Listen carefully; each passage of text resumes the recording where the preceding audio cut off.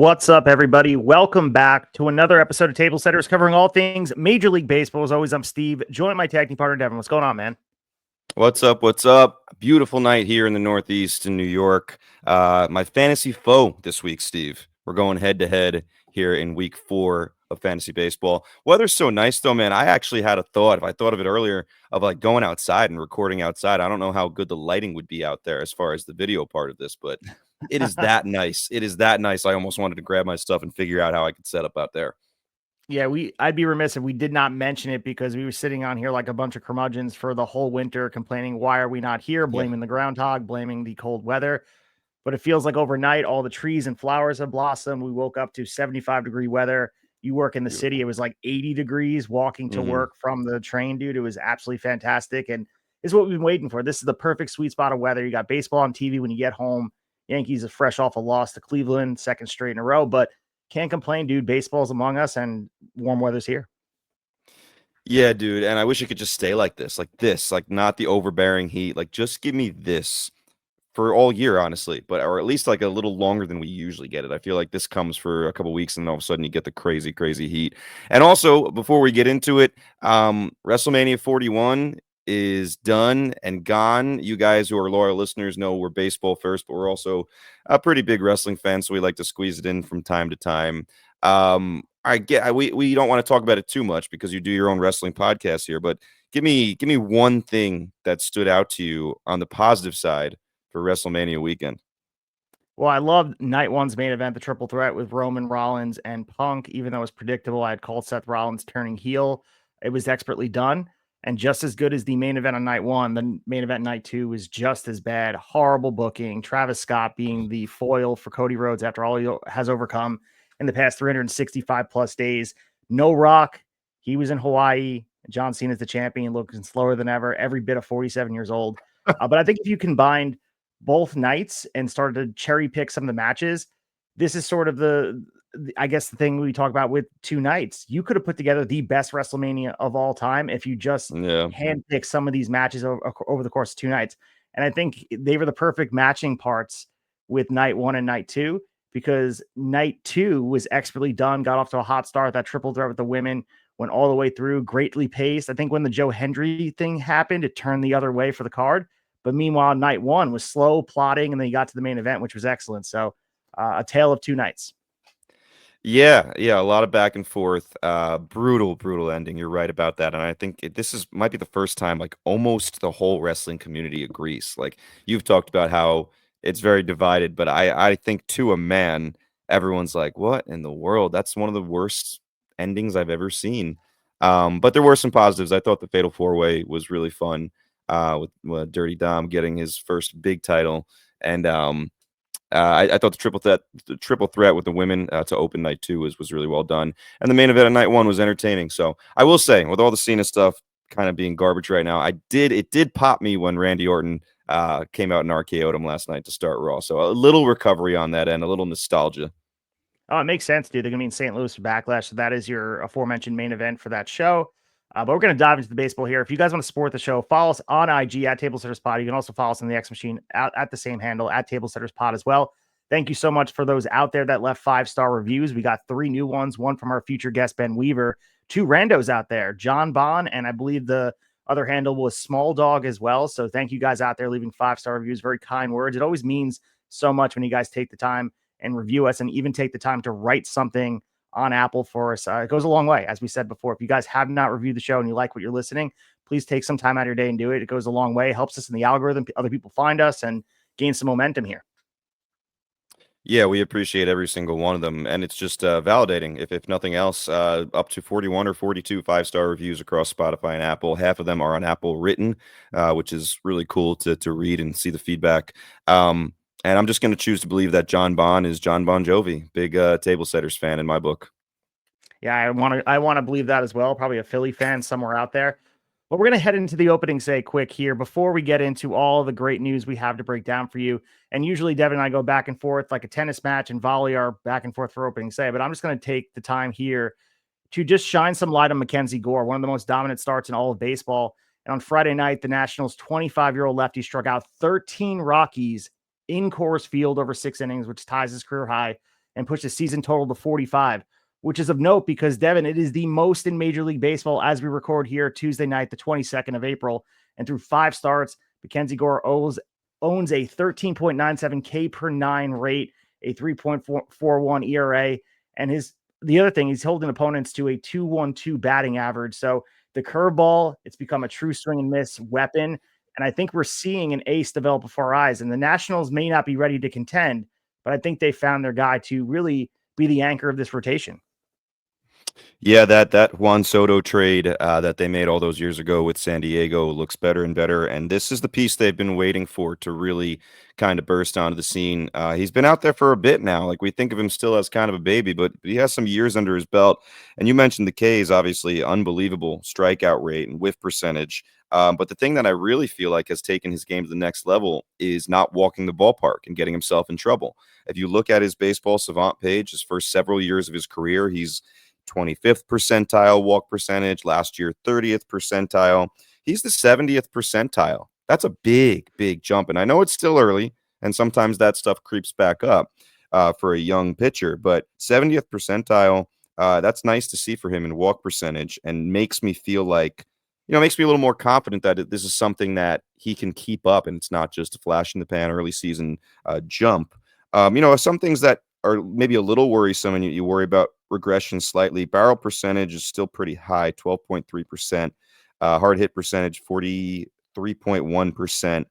You'd like to see some more ground balls too.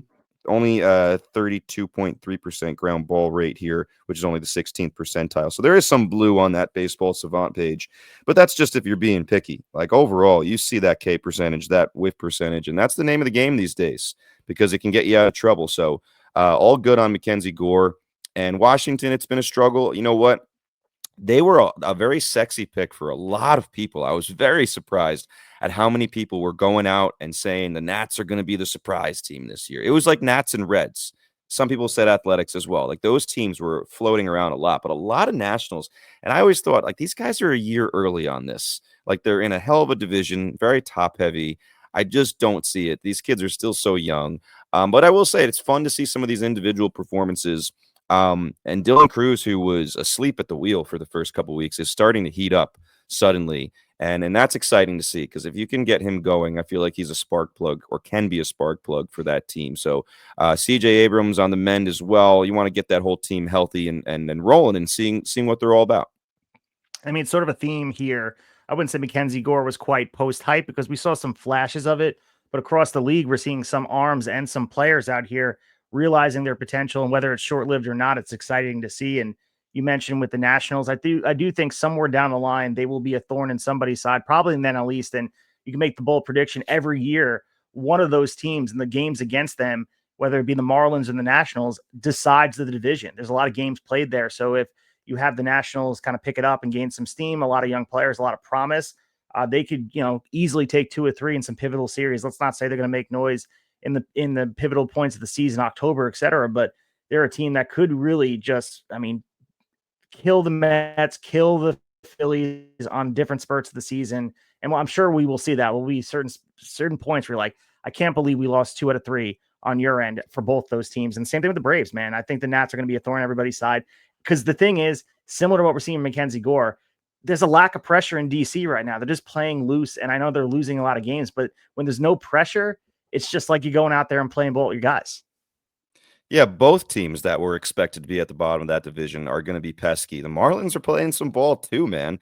And they just called their stud catcher, Agustín Ramírez, up, which is exciting as well. But they're like scoring runs. They're hitting the ball. Like, they're very surprising so far. Connor Norby back up as well after being injured for the beginning of the season. So both of those teams are teams to keep an eye on. And you don't know. Sometimes things happen a little faster than we expect, and they surprise some of the bigger clubs. So I'm looking forward to tracking Mackenzie Gore all season and seeing if he can kind of make this a season-long thing, maybe making an all-star appearance, and who knows, being in the Cy Young mix. That would be pretty cool to see. And also for those Marlins out there, those in South Beach, wake up and get to those games, man. It's pathetic looking at those stands when you watch those games, scoring runs or not. Get out to the ballpark. I know there's a lot of nice things, a lot of nice beaches over there in Miami, but come on, man. Enjoy some baseball over there. You got to enjoy your team while they're there. But let's head into the meat of the order and talk about our first big story here. The Braves, their drama, some dominance that we're seeing from them, and of course, Twitter looms park.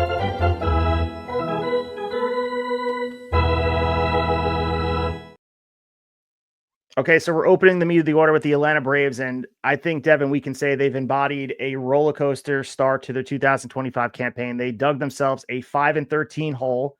They clawed back with a 4-game win streak, and now they improved to a 9-13. Only to hit with another setback. Of course, you think we'd be sitting here talking about Spencer Strider returning to the IL. That's a big story in its own right. One start into his comeback from the elbow injury. He had a hamstring strain. Ronaldo Lopez also on the shelf. The rotations being tested early. But the story we're opening with tonight is some off the field controversy, and it stems with on the field. But Jarred Kelenic, I'll let you take the lead from here, where, trying to stretch out a long hit into a double after failing to hustle out of the box. Brian Snitker, Ronald Acuña Jr., social media plays a part. Yeah, so to give you the footnotes here, I mean, this has gotten out of hand real quick, and the fact that it's pretty much all happening while a 4-game winning streak is going on is unfortunate for Atlanta, because it's something that could derail some success. Or right now they're tied with the Cardinals in the 7th, 4-4. If they can get another win, that extends the win streak to 5. But this is dominating the headlines. It's dominating the Twitterverse, and it's what everyone's talking about, which is why we're kind of leading the meat of the order here with this subject. So, as Steve alluded to here, this is how the drama unfolded. If you're not familiar yet, I'm sure most of you are, but we'll catch you up if not. So, in a tie game in the 6th inning the other night, Jarred Kelenic basically watched a fly ball to right field, didn't hustle out of the box, ended up getting thrown out at second. Okay, not a good look. It happens for a guy like Kelenic, who is really kind of wearing out his welcome, and he's gotten a lot of chances from both Seattle and Atlanta. A really bad look. But I do want to get into one detail that people are overlooking a little bit in a minute. Let's just give you the footnotes first, though. So that's how this thing started. And then they asked Snitker about it afterwards, and he acted as if he didn't see it, which is what opened people's eyes. It was an awful answer. Basically said he was unaware of the mistake until the next morning. Like, just didn't see it, wasn't watching that play. I mean, you have assistant coaches, you have video, everyone watches everything back. Give me a break. Brian Snitker, like, I've always liked him as a manager, but I mean, really bad look. Makes you look completely aloof if you're telling the truth. And to be honest, I think most people think you're a liar. Then Ronald Acuña. So someone tweeted out Snitker's response to the question, which people thought was ridiculous in its own right. Ronald Acuña Jr. saw it, and unfortunately, he could not put his typing fingers away. And his response on Twitter was, "If it were me, they would take me out of the game." So there's a lot to dig into, and that's not even the full story. That is how it started, and there's a lot that has gone on since then in other responses. Acuña deleted the tweet, but you guys all know, once you tweet out there, especially when you're Ronald Acuña Jr. with all those followers, it's forever. It doesn't matter if you're deleting it. It's everywhere. You can still find it.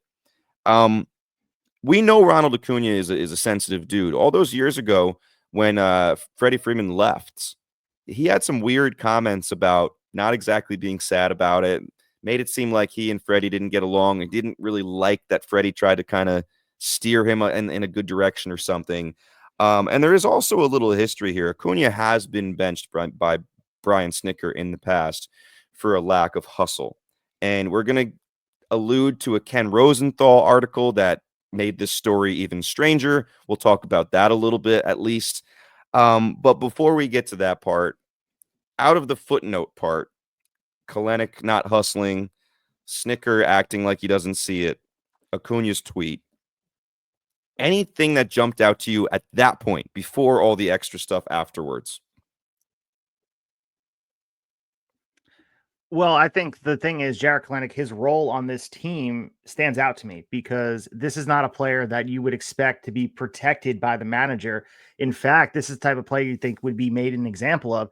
So I know that we're thinking that Snitker could be lying, but I think it's worse that if he actually is telling the truth and didn't see it, because that just shows he's not paying attention to what's going on in the field. And there's a lack of awareness, especially in a player like Jarred Kelenic is the perfect player to sit down, drive the point home to say, hey, we're winning. We have a winning streak going, but sit him down because of what he did. And no doubt about it, Ronald Acuña Jr. was wrong as far as tweeting it, because you're supposed to be a clubhouse leader. you can have the discussion about potential double standards in the clubhouse with your manager face to face, and don't make this the story, because we already know, as you mentioned on the top of this story, it is a roller coaster season and got off to as bad as a bad start you can get off to. They're finally off the mat. They finally get some momentum through them. And largely, if he did not tweet this, and you alluded to the clip we'll play, we would not be talking about this, because this would have just fell into what the season is. Things happen. Snitker just kind of looked past it, and you could have just moved on. And again, I guarantee you, podcasts like our own, maybe even the Tomahawk podcast with Ben Weaver, who was going to be on, maybe they don't even discuss it because it's such a small part of the game. Yes, it's Jarred Kelenic. Yes, he should have hustled. But how many times do you watch these players, no matter where they're at, the role in their team? There's always situations like that where you're watching, like, I wish he would have hustled. But because this is a story, because of Ron Acuña's star, it blew this up into this stratosphere that now it's a thing. And once it's a thing, you can't move past it. Yes, and I can say something similar where if Snitker is lying and he did see it and he just tried to act like he didn't see it to get over the question, this is even his fault, because if he doesn't make that comment, that ridiculous comment doesn't get tweeted out by a bunch of people, and Acuña never has to feel the way he felt seeing it. But to go back a little bit, one thing that's interesting about this that not enough people are talking about is there may have been a little bit of an overreaction to Kelenic not hustling. There was a man on first. There's a fly ball. The man on first has to read the fly ball, only went halfway or less. So Kelenic can't bust it because he's reading the guy in front of him. With that being said, he could have made a little more of an effort. So I'm not going to sit here and say he was completely in the right, but I do think that part is being a little bit overlooked. It wasn't like there was a runner on second that was going halfway to third and you had some space. He was right in front of Jarred Kelenic. So if you do bust it completely, like you're running a little like, up the ass of the guy in front of you. With that being said, he could have run harder than he ran and ended up getting thrown out at second. But before we play the clip that we're going to introduce in a minute, that just kind of just doesn't let this story die. There in the clip we played, Jeff Francoeur is talking, and at one point he alludes to a Ken Rosenthal article that was written on Monday about this. And I just want to point out a couple things here. And it talks about the double standard that upset Acuña. And Ken Rosenthal, who, I'll be honest, I was always a big fan of, and the last year or two, he's lost me a little bit with certain articles. He basically says Acuña is completely right, which I'm not going to sit here and say there's not a double standard. I think there is a double standard of star versus non-star. But Rosenthal gets into a different area, which I don't want to spend a lot of time on, to be completely honest, but I do want to mention it because it's mentioned in the clip. So he points out some of the history here. So Brian Snitker removed Ronald Acuña from a game in August of 2019 for basically the same offense that Kelenic committed Saturday night, failing to run hard on a fly ball out of the batter's box that he thought would be a home run. He also pulled Ender Inciarte for lack of a hustle back in July 2018, and Marcell Ozuna for a similar misstep in June 2023. This is where I think Rosenthal loses some people. He goes on to write, all three of those players are Latin. Kelenic is white, as is Snitker. Inevitably, some will view this matter solely through the lens of race. I'm going to be honest.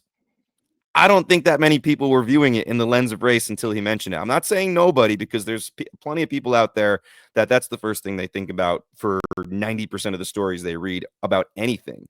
There are those people. But I think most people had the frame of star, non-star. And he's twisting this completely differently. I will say one thing this made me think of in like my own athletic history, which is nowhere near any of these guys. I played high school tennis, was a decent high school tennis player. And I remember I was one of the top players on the team. And I remember our coach at one point, it was a practice. Everyone was kind of fooling around a little bit.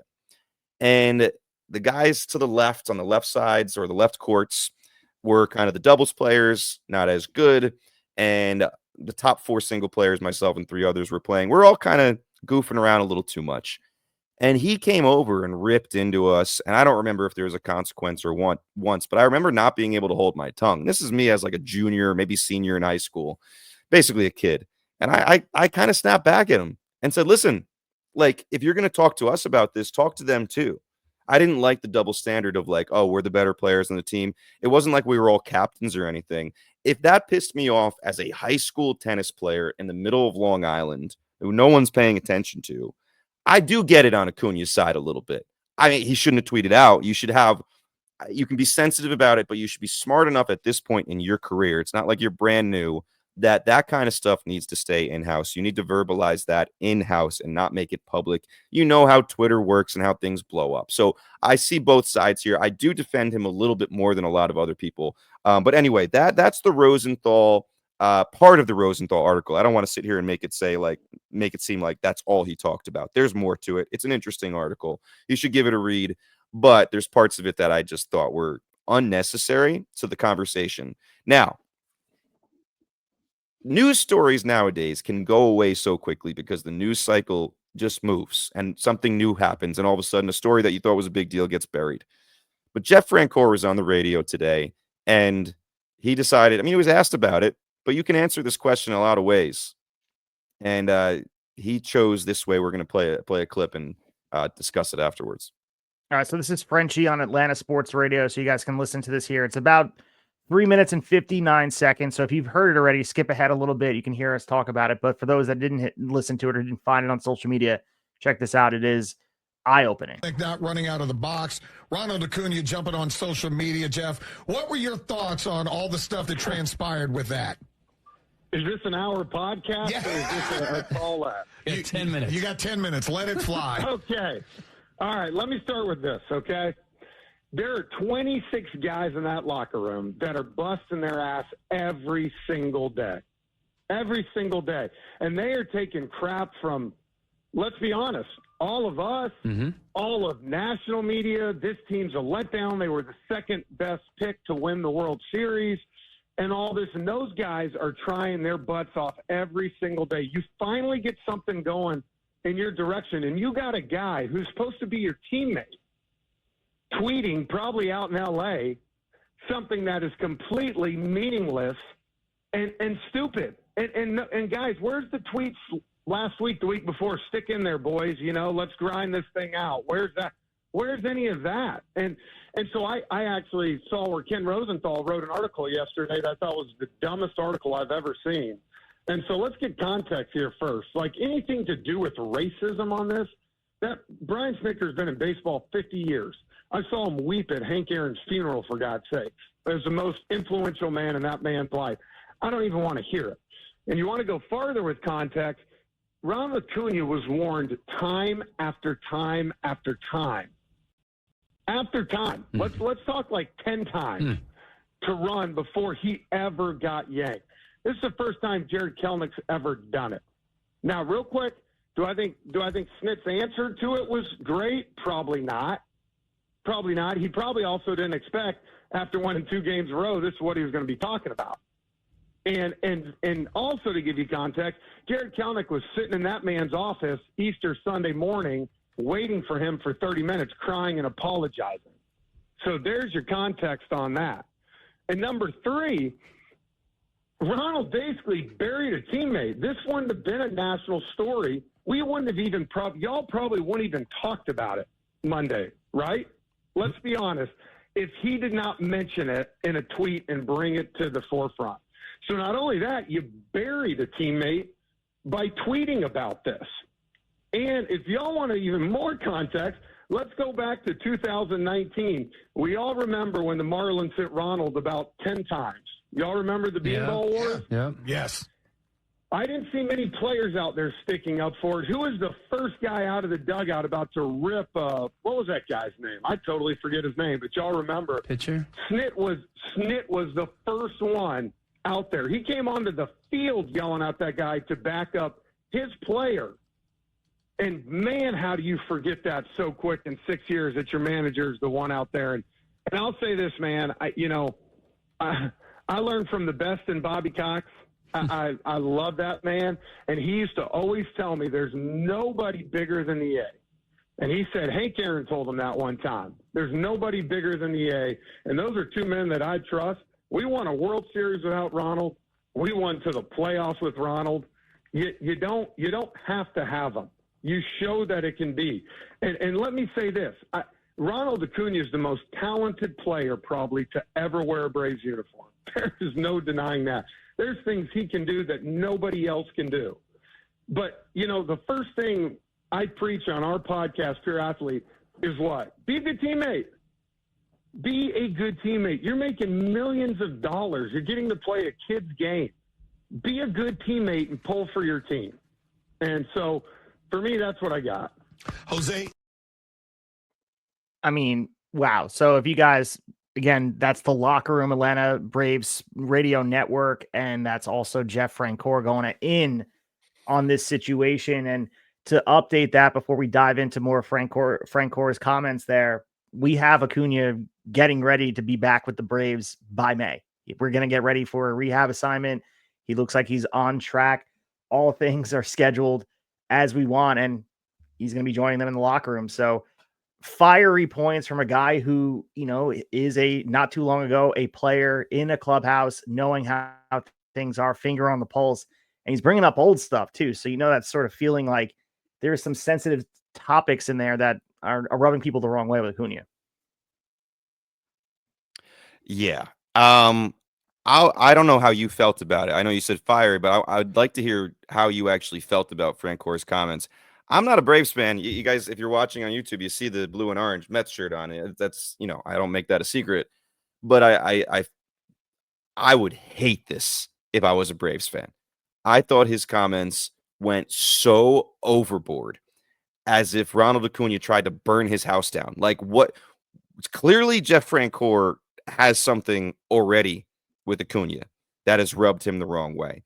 Because even if you felt this way, is again very easy to take the high road and be semi-critical and come to Snitker. You could come to Brian Snitker's defense, especially about the ridiculous racism point brought up by Ken Rosenthal.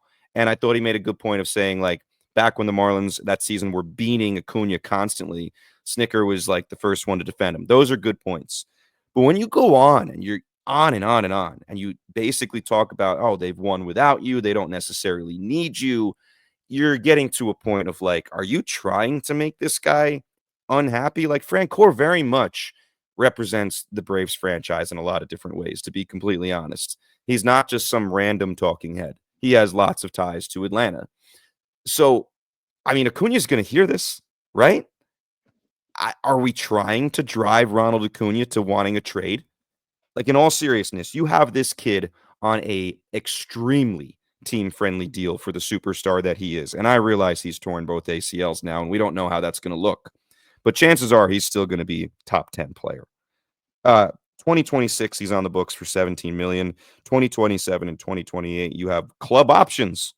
If you feel this, I don't know if the Braves front office feels the same way that some of these other guys do, but turn down the club option then. See how much money he's going to get from another team that would be drooling at the thought of having Ronald Acuña Jr. Listen, he was oversensitive and made a dumb tweet that he should not have made. He deleted the tweet. Talk about it. Move on. This kid is a superstar at a discount. I thought Jeff Francoeur went way overboard. I think everyone involved is to blame a little bit. And to be honest, maybe Jared Kelenic the least. Made a base running mistake. Like, I know it sucks worse because he's hitting 180 and fans want him out of town. I get that. But, like, he made a base running mistake, and then, like, all of this crap followed. It's pretty amazing to me how quickly it snowballed. So the one thing I will say about Francoeur is his allegiance isn't with the Braves. I mean, I understand he played with them a long time. He is a lifetime Brave, but their success is not tied with him. This is a guy out there that's being asked a question. And I think he's being more honest than he would be if he had a microphone post game and he had to be accountable to that team. I'm sure the Braves don't like this comment. I'm sure they'll have a word with him again. He's going to be invited to all those alumni games. Like, he's a guy who has a presence with them, but at the end of the day, he doesn't work for the organization. So this is the line. Well, no, he does. He does. He's part of the broadcast, like lead television analyst for the Braves games. But I mean, we see the same thing with Michael Kay, though. Like, Michael Kay is critical of the Yankees in a way that he said some things that rub people the wrong way. I mean, the famous situation with Clint Frazier, and he's had conversation with CC Sabathia, and all those things have happened. I understand that you don't want this to be snowball, but Francoeur was asked the question, and it's weird to me because Francoeur, like when he was here with the Mets, like we obviously were familiar with him in the New York market. We never had this side of Francoeur. He was open and he was frank, but he never was explicit to this level. And I think this is a post-career type of honesty. And he does make his money behind a microphone now. There is that piece as well. Yes, so he's an analyst for the Braves. This is interesting. He also hosts a podcast called Pure Athlete that is a resource for coaches, parents, and kids going through youth athletics. So maybe he's seeing the Acuña stuff through that lens and doesn't like that example for kids. I could see that, but again, like you mentioned, Michael Kay sometimes being critical of the Yankees. I mean, not that Aaron Judge ever would, because Aaron Judge is like seems to be the perfect role model. But if he ever had a moment and did something dumb like this or said something dumb like this that showed some oversensitivity, Michael Kay is not going in on him the way Jeff Francoeur went in on Acuña. Like there is a difference with the superstar stuff. I don't know. It's very interesting that Acuña doesn't get the benefit of the doubt superstar status with the base running stuff and gets sat. And Kelenic kind of gets a break hitting 180, yet you drag Acuña through the mud and don't give him a break as a superstar for that either. I don't know. I get Acuña's frustration a little bit. Maybe he's a pain in the ass in the locker room, and maybe this has been a long time coming and something that has bubbled for a long time. I think there must be some of that. No, I mean, that's definitely a part of it. I think there's a piece of this, that huge piece of it that we're missing, that there seems to be built up tension with a lot of people on the Ron Acuña thing of like, here we go again. This guy's tweeting and he's doing it from rehab in LA. And this is a guy who, again, you mentioned the injury history and you want him on the field, but you want some copacetic type of energy with the team and to do it from away the team. And the point that Frenchie was making about the lack of indication of rooting for them when they were down and out. Where's the social media post on the other end of things? Maybe this would be well taken if you were consistently talking about the team, but to make it about yourself, I think I understand your point, but there is criticism that is to be had of, again, have this conversation, make a phone call. You got Brian Snitker's number, give him a call and have a conversation. And nobody is more than wise to it that if you had this conversation, we wouldn't know about this. The fact that you put it on social media, you made it about you, not about the Braves. Yeah, no, I can agree with that. He shouldn't have tweeted it, but I just feel like if I'm in the Braves front office and I hear the Francoeur stuff today, I'm pissed. I'm pissed. Like you're beating a dead horse. Let's move on. We're on a 4-game win streak, trying to make it 5. Let's move on. But we'll see what happens when he's back in the clubhouse in May. But also to side with Francoeur a little bit here. We love the honesty of the SNY booth, the things that Ron Darlin and Keith Hernandez bring, and Gary Cohen. They bring the energy and they're honest about the team. I love, and this is a bad time for the Braves, so it's hard for us to pile on them. If you're in the broadcast, you want everyone to be kumbaya and everyone pull their weight. But there is frustration about how this has been played out. And again, speaking from the Michael Kay perspective, this dude had he still has a radio show, but they had the 3 hours that they were piling on where inevitably he winds up biting his tongue on some stuff, but he has been open and honest about shit that he probably wouldn't have said to someone's face. And it opens up a can of worms. When you are a broadcaster, it starts to lean into that way and you want to make a career. I mean, there's relationships too, outside of just like his relationship with the team and being on the broadcast. There's an accountability to be honest about how you feel. And if this is how Frenchie feels, I would imagine he's going to say it to Acuña's face. It's going to cause some awkward interactions when he comes back mid-May, not just with Kelenic, not just with Snitker, but now Frenchie's going to he's going to be a guy that's involved in the broadcast. And Acuña is going to be the focal point when he comes back. And there's going to be some passing in the hallway by catering of, dude, what did you say about me on the radio? So it's pretty gnarly over there in Atlanta. Yeah, as a Met fan, I'm looking forward to seeing what happens. And update, they are now down 7-4, so that winning streak is in jeopardy. But, you can also look at the Yankees, the Bronx Zoo Yankees, where something like this could galvanize you, the straw that stirs the drink situation with Reggie Jackson. Will this be a part of their World Series DVD of remember when, and everyone's laughing about it, but the thing that cures all, the deodorant that covers up the stink, is winning. And the Braves have to do way more of that to continue to make this disappear, because this story is not going away anytime soon if they continue to lose. Oh, no. Like the media is looking for more. So if they're given more, they're going to take it.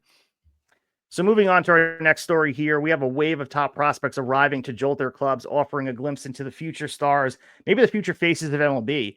And one of the more shocking names that we had here, big name in our group chat talking about it, Nick Kurtz. We talked a lot about him last week. The Athletics stunned fans by promoting him, the number 4 overall prospect in 2024 after just 32 minor league games. 22 years old. He mashed in the short time over there. We saw the plate discipline, the power. This guy was every bit. And kudos to the Athletics, an aggressive call-up. This guy only has 147 pro plate appearances. So we're seeing those numbers, and we're going to see him on the big league level, and it's exciting to see. He's going to be joining alongside the slugger that we've been going accustomed to, knocking the ball out of the park, Tyler Soderstrom. So I think they're betting that his bat is MLB ready, and it's going to be exciting for everybody to watch.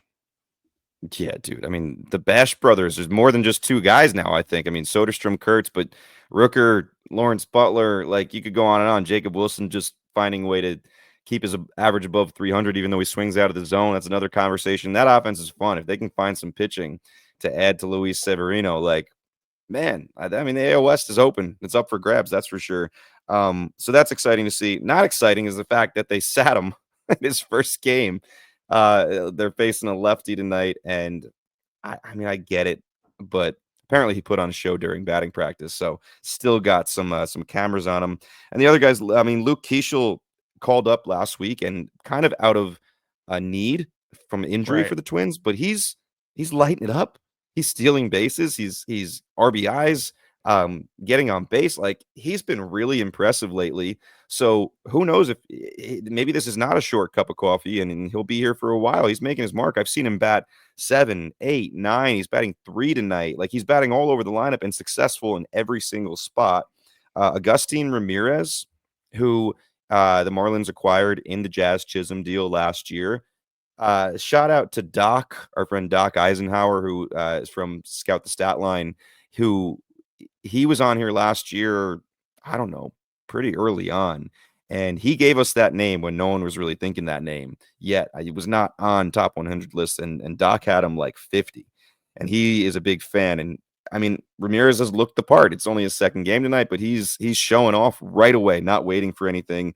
Chandler Simpson up with the speed, again, kind of a need, but he's looked decent as well. And it'll be fun to see if he starts stealing a ton of bases with that speed. And Edgar Quero for the White Sox, who was acquired a few years ago when the Angels, out of desperation to prove to Shohei Ohtani, who was still there at the time, that they could compete in the Lucas Giolito, Reynaldo Lopez deal, which people have probably forgotten about. Yes, they were Angels for like a blink of the eye. That they got him in that deal. And everyone's probably thinking of the other catcher in Chicago who was acquired from Boston, Kyle Teal. But Quero gets up, and he's looked real good. So these guys that are playing, yes, it's early. Yes, it's only a few games under the belt, but they have all looked the part. And I'm very excited to see once Kurtz is in that lineup, how he looks as well. So I know we all like to talk about the offensive players, but Ramirez on the Marlins, and he guided Max Meyer through that 14 strikeout gem behind the plate, which was cool to see. And the defensive growing pains we're going to see. I know some of the defensive metrics of him aren't favorable. And I think if he continues to mash and he's able to be, be a guy that they can rely on that lineup, because God knows they need the offense. He's only the second Marlins catcher ever with a 2-hit debut, including an extra base hit. So that's some Marlins history for you there. And for Chandler Simpson, I watched him up close and personal. Obviously, the Yanks and the Rays were playing. They're making a lot of conversation about the 104 stolen bases in 2024 across the minor league levels. He already swiped a few bags in his first week. Looks every bit the part. If they can get him on base, find a way to be scrappy, it's a lock that he's going to be able to steal second base every single time, which is almost a hack in a big game. So, and you go into different levels of the game. It's valuing elite speed is what the Rays do best. Contact ability. He's exciting. And I think looking at, again, 24 years old, this is a young player, and the Rays are an eclectic way. They assess players differently. And Chandler Simpson looks like, at the very least, going to be electrifying in his own way. No doubt about it, man. And that's a perfect example of Rays baseball. He fits that perfectly. I think he's got to prove that he's not just a Billy Hamilton clone, that he's more than that. And we'll see. We'll see. But it looks good so far. Agustín Ramírez, he said 2 for 3 last night, single and double, stolen base. 3 for 3 so far tonight. Actually, no, finished 3 for 3 tonight with 2 more doubles. I mean, what a hell of a start in his first 2 games. It's exciting, man. You add Agustín Ramírez to Connor Norby, Kyle Stowers, who's been balling out. Unfortunately, Griffin Conine got hurt. He'll be out for a while. But, like, again, kind of fun, and it's coming together a little quicker than I think anyone thought. And we all know the Marlins can pitch. Like, they produce pitchers. We're going to talk about Max Meyer a little bit later. But exciting to see those guys up early. So moving on to Queens here, the Mets are off to a scorching start in 2025, a distinct difference from last year, and they have a 16-7 record. They're still in action right now, up 5-1 with the Phillies, trying to make it 17-7, riding a 5-game winning streak, trying to make it 6. They're tied for the best record in baseball alongside the Dodgers and the Padres. We talk about that series with the Phillies. Francisco Lindor's resurgence. He launched 2 home runs, including a 3-run blast in the 7th inning. He's homered in 3 consecutive games. I'm not sure if he has homered tonight. You can correct me on that. Right now, it's sitting at 5. So offense is a big conversation here, but also Tylor Megill, revelation for the Mets. This guy, career high 10 strikeouts over 5 1/3, improving his record to 3-2 with a 1.09 ERA and 30 strikeouts in only 24 2/3 innings. And his slider looks legit, 6'7", threatening on the mound. So Tylor Megill, if he can keep this up, we'll talk about him in the sub too. But this is something that you can get excited about. And the Mets, too, 10-1 at home, plus 31 run differential. And again, add on to that tonight. You can do the math on it yourself, up 5-1 as we speak. They're demonstrated prowess, and they're living up to what their payroll says they should do. And again, it's early in the season, but we don't want to get too excited. But the momentum in Queens is palpable. I saw a lot of Mets hats sitting on the train and walking around the city today. Yeah, and this is a big series. So if they get this one tonight against the Phillies and take the first 2, like, man, you got to start believing a bit in what they're doing. You mentioned Lindor has not homered tonight, but he is 3 for 5 with an RBI and a run scored, hitting 301, officially over 300 now, getting MVP chance already tonight. I heard when I was watching the game earlier. And to boot, Pete Alonso, like maybe one of, if not the best hitter in the game so far this season, is up to 25 RBIs now, which leads the National League. He's hitting 349. He said it. He has not felt this locked in since back in junior year of college at Florida. Like, he feels it. It's not just what we're looking like, what we think we're seeing. He is feeling it. And it's cool to see because, Pete didn't have the last 2 years that he wanted. So to see him this locked in this early is great. And the cool thing about it is, like, there's several hitters in this lineup that are going to do better than they're doing right now. I mean, Juan Soto, number 1. Like, he's still trying to figure it out. You watch him, and he's still contributing. Like, he's finding ways to contribute, but he's not the Juan Soto we're used to. He's going to find it, and he's going to carry this team at times. Like, I firmly believe that. But if you watch him, you can tell he's a little bit off. I don't know if it's the timing or if he's guessing a little bit too much. It's hard for me to get inside his head. We know he's a very intelligent hitter, okay? But, like, that's what excites me. The fact that we're doing this kind of without him being who he can be. Mark Vientos has just started to look a little better at the plate, popping a couple home runs. Luis Angel Acuña has really come on lately. His speed has shown. His defense has shown. McNeil's on the mend. Francisco Alvarez is on the mend, so they're going to come back and help out. Luis Torrens has been fantastic behind the plate and has some clutch hits as well. And the pitching staff. You mentioned Megill. The only thing Megill has not done is gone deep into games yet. I'd like to see him get those quality starts, 6 innings and more, and I think that's coming. But what he has turned into, he looks so calm and collected, and he's throwing strikes. Like, it's fun to see because we've seen him flash before and just never be able to prolong it, and then suddenly he's down in AAA again. But he's gotten these chances, and he seems to be making the most of it. But even a Griffin Canning, who tonight, only 5 innings, but limited the mighty Phillies to 1 run on 7 hits, struck out 5. His ERA is 3.12. Who the hell saw that coming? He was dealt to the Braves in the Soler deal, and they DFA'd him. They didn't even want him. They got him and didn't want him. So Mets pitching lab, like, if you didn't believe before, you certainly have to start to believe now. Like, the pitching staff, best ERA in baseball right now, and they're doing it without Sean Manaea. Kodai Senga looks amazing, but they're doing it without Sean Manaea. It's been fun, and clearly they believe in the team they have. You can just see it. Like, they're following Lindor's lead with this kind of quiet confidence. Like, we expect to win. So when we hit a walk-off, we're not flipping all over the place like we've never done it before. Lindor is fun, man. Like, we've seen so many bat flips now. He hits one out to walk it off, and he just kind of puts his head down, runs the bases, and then celebrates with his teammates when he gets home.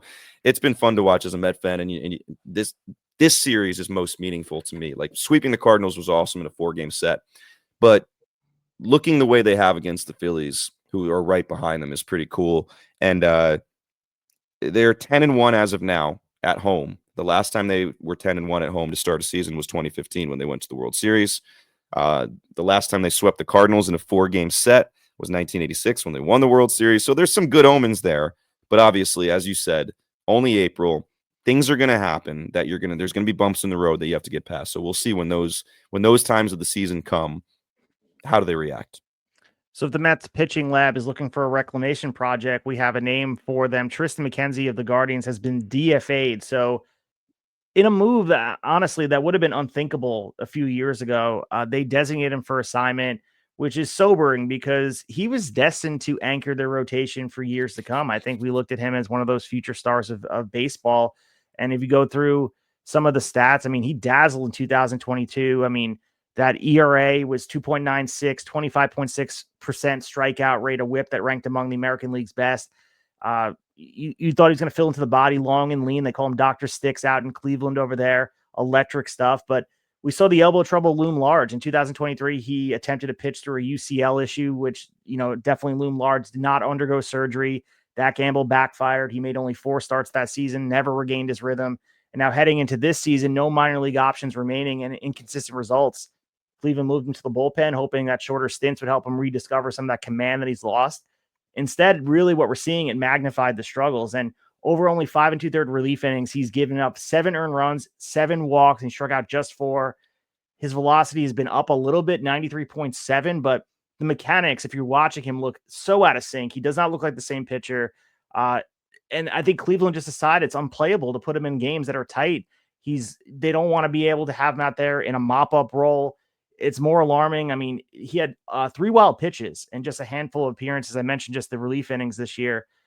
I mean, look at the promising young arms, Tanner Bybee, Gavin Williams, and Luis Ortiz ready to fill the innings. I think Tristan McKenzie, it's like they had to make the difficult decision to cut ties. And it's a far fall from grace. Remember, he was an all-star at one point. And in 12 months, I mean, at this point, where he was last year, as far as his role in this Cleveland rotation or just the organization at large, he was a guy that you're like, okay, we're going to still build around him. He's only 27 years old. And I said tongue in cheek when we first started this, saying like, if anyone's looking for a reclamation project, he only is making $1.95 million per year.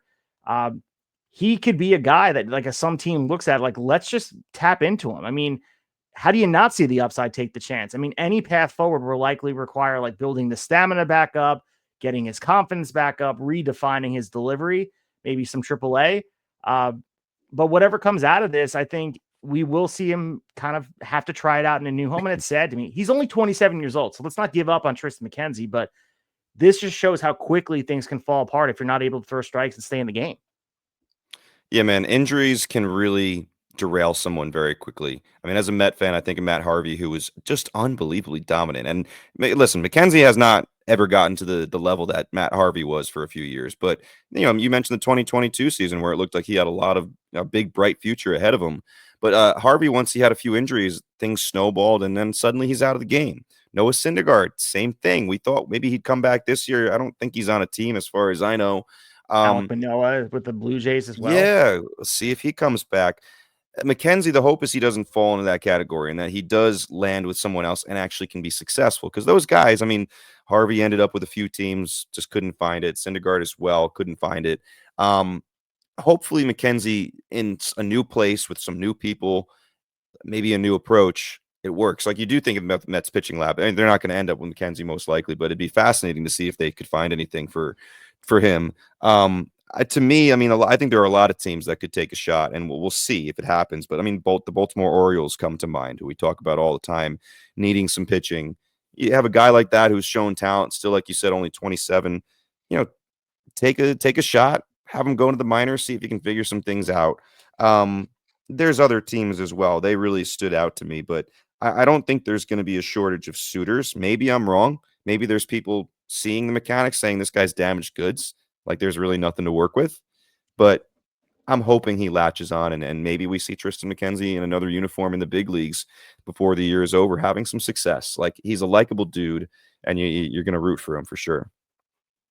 So as we look at this mountaintop of superstardom in baseball and eventually getting there, On the complete opposite side of that spectrum, we got Paul Skenes, 22-year-old phenom. He's very much one of the faces in baseball already in Pittsburgh.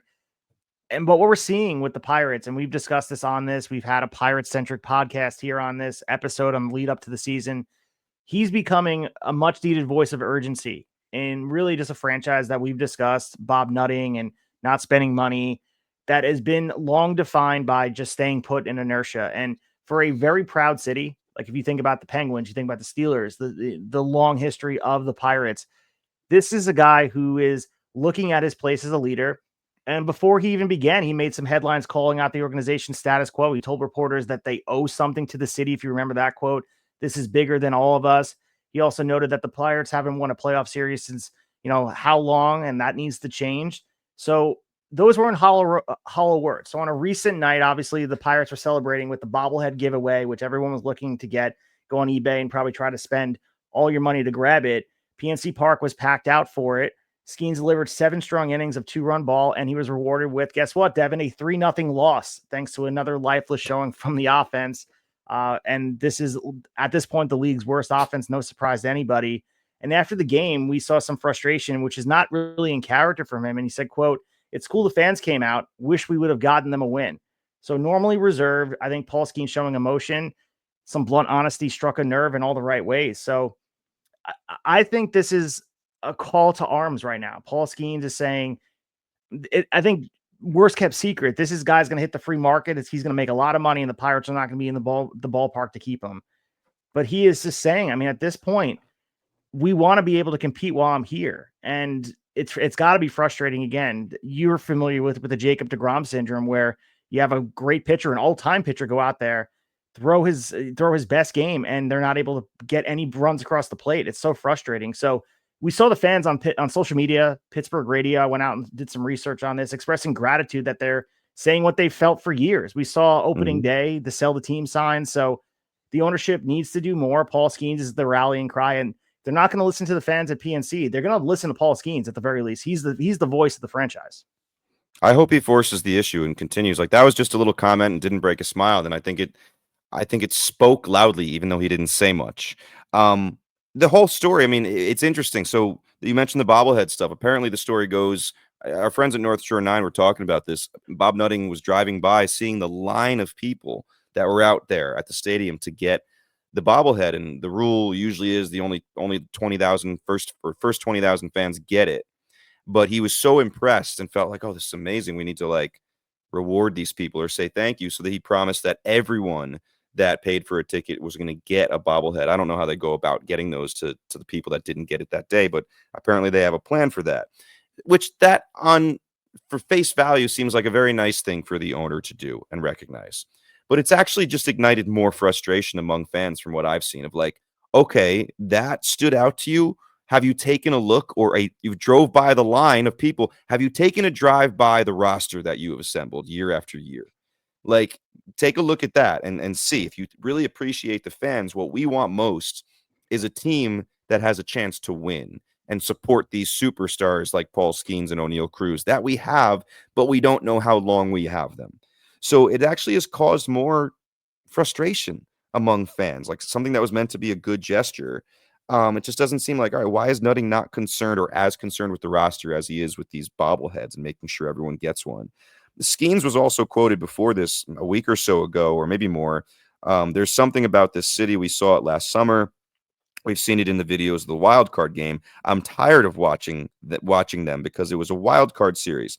The bar needs to be set pretty high, not taking anything from those guys. The fact that that's a golden era of recent Pirates baseball, that needs to change. We owe it to the city, which you mentioned, the we owe it part.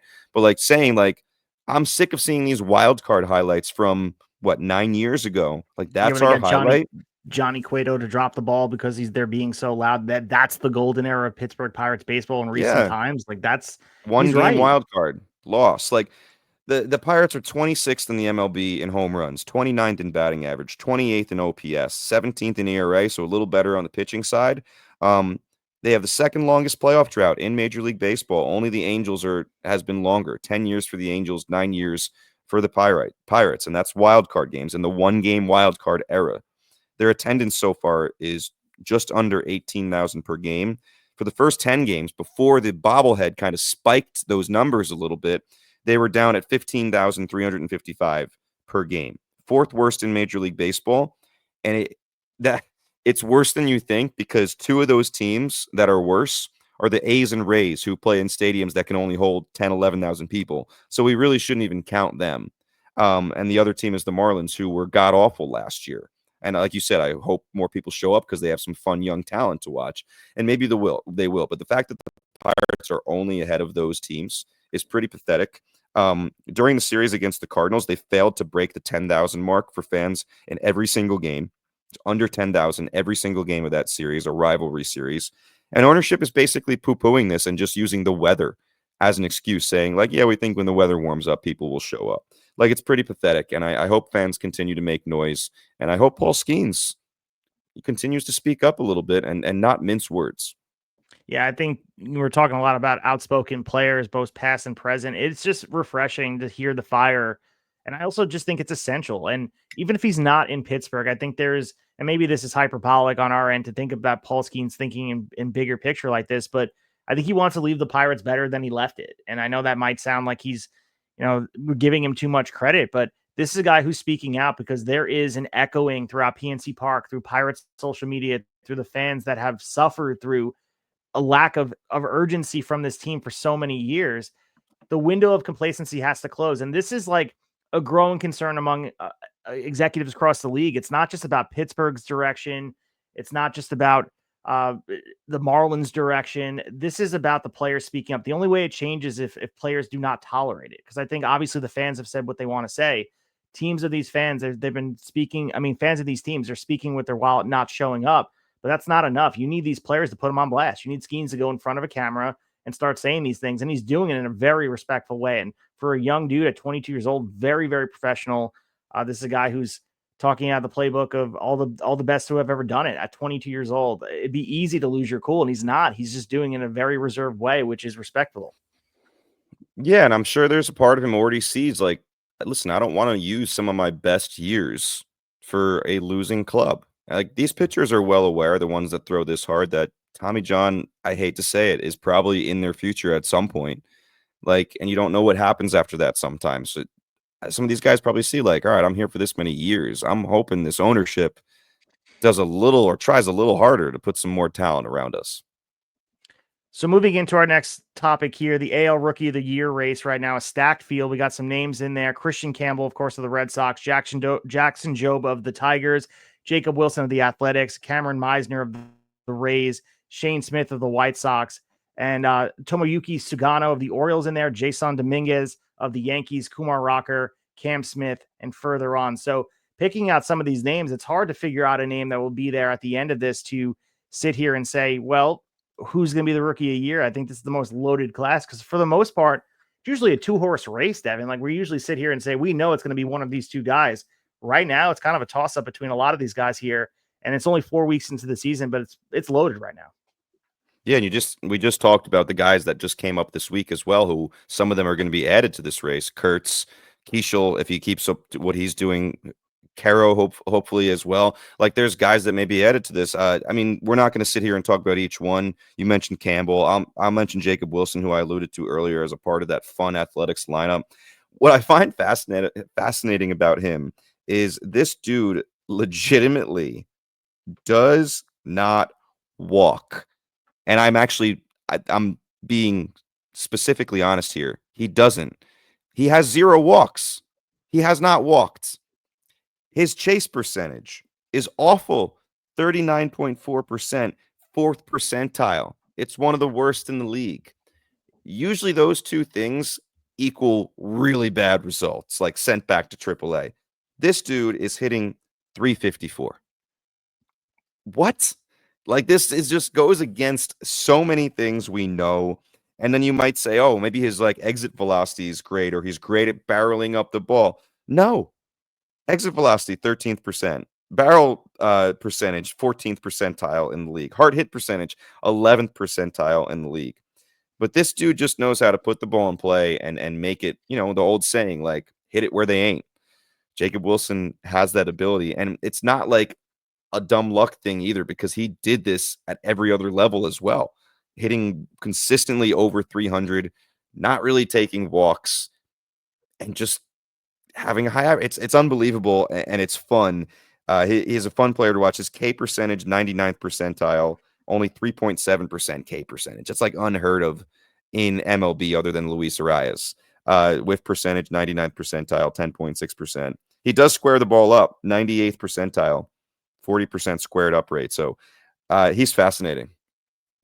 Yeah, I would love to sit here. We probably spent 2 hours talking about all these players, but the one guy who caught my eye is some of these outlier situations. And I mentioned Tomoyuki Sagano of the Orioles, and he quietly signed with them, a 35-year-old rookie, decorated veteran of the NPB, and he signed with the Baltimore Orioles this offseason. And we're seeing a lot from him. I mean, he outdueled in a nice 7-inning 2-run game against Cleveland.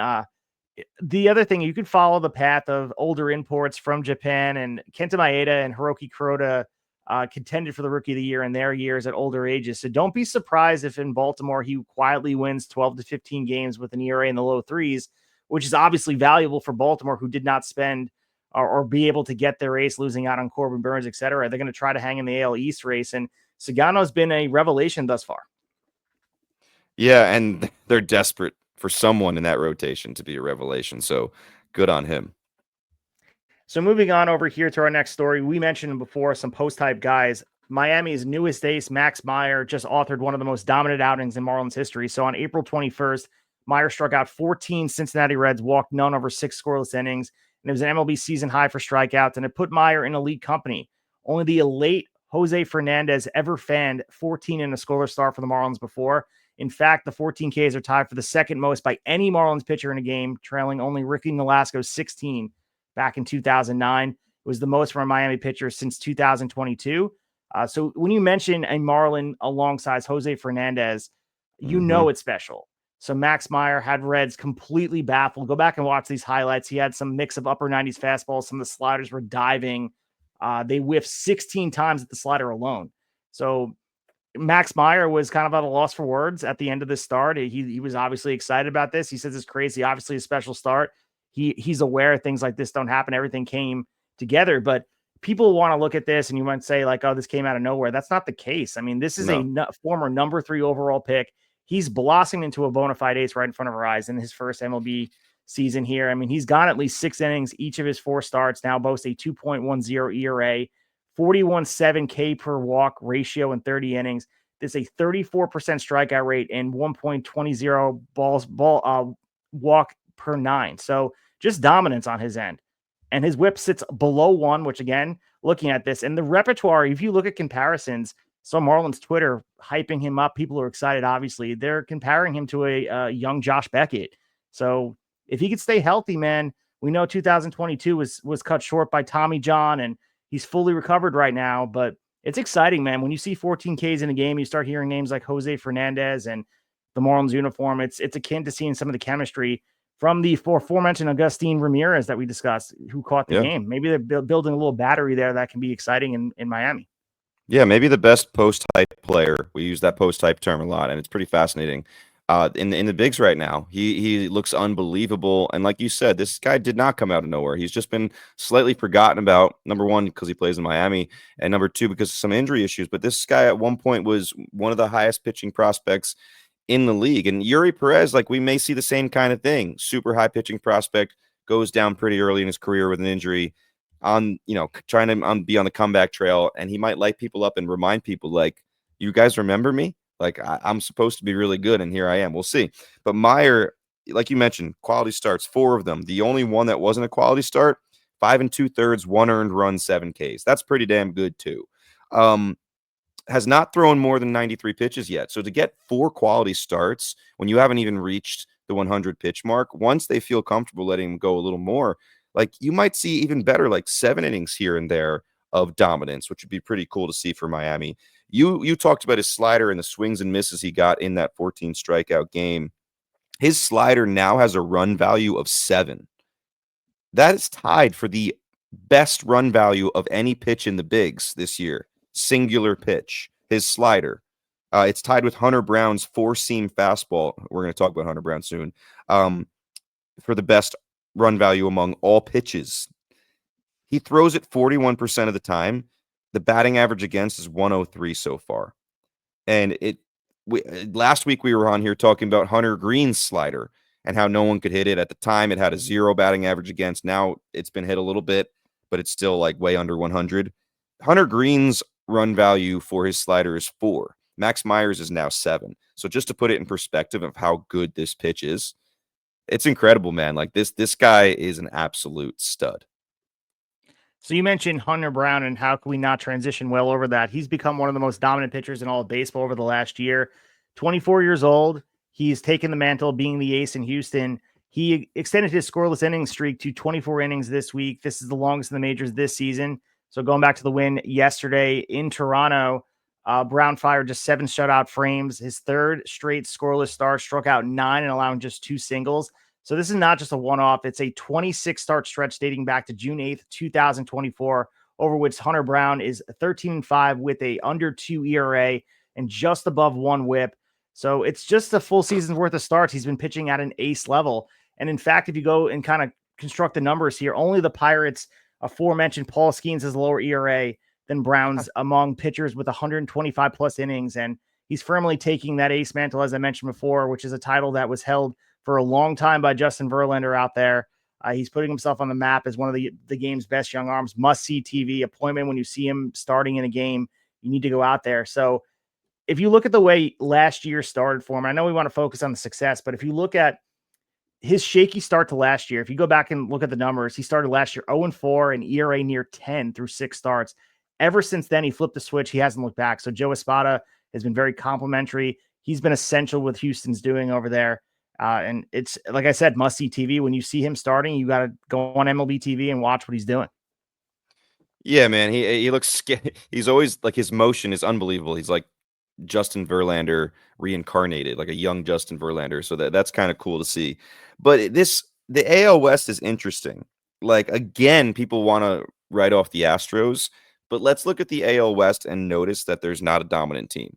And then you look at the Astros and realize, oh, they have Hunter Brown, who's making sure he announces himself as one of the best pitchers in the game. And you have Framber Valdez, who's still there, who's on his best nights really, really good. Like, listen, that division, the interesting thing about it is everyone in the division has double-digit wins, but no one has more than 13. So you're looking at Texas at the top, 13-9. The bottom team is the Athletics, who they're actually playing tonight, and they're only 3 games back at 10-12. So that division is going to be fun all year, I'm pretty sure. I don't know if any team is going to jump out and be dominant at any time. I think they're going to beat up on each other and see who comes out at the end. But you have Hunter Brown and Framber Valdez at the top.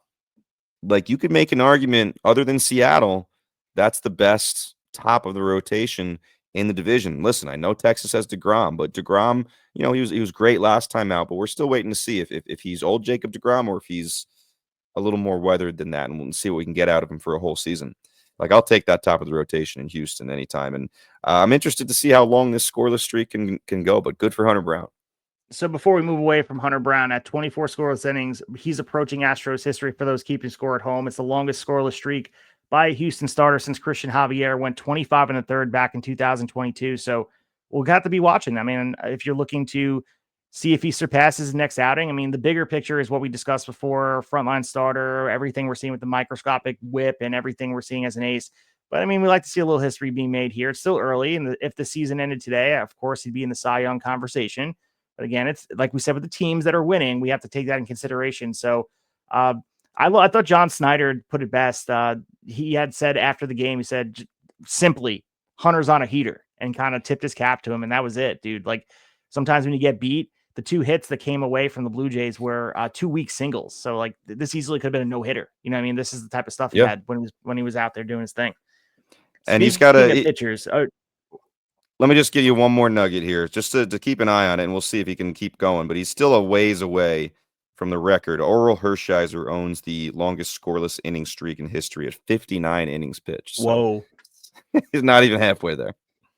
Well, living on a prayer like John Bond, who left our review over there. So nice transition right there. So we have the sub-2 ERA. We'll play our nice music here. Devin, lead us through. We're going to do a sustainability check and see if we're able to have these guys staying on this list. A big list right now. A dozen qualified starters sporting ERAs under 2, which is an eye-popping number early in the season. All right, so we'll start off. We're going to actually tell you who fell off the list first, and then we'll give you the current list. So since last week, Spencer Schwellenbach has left the sub-2 ERA crew. We'll see if he can claw his way back. Nick Lodolo as well. Hunter Green as well.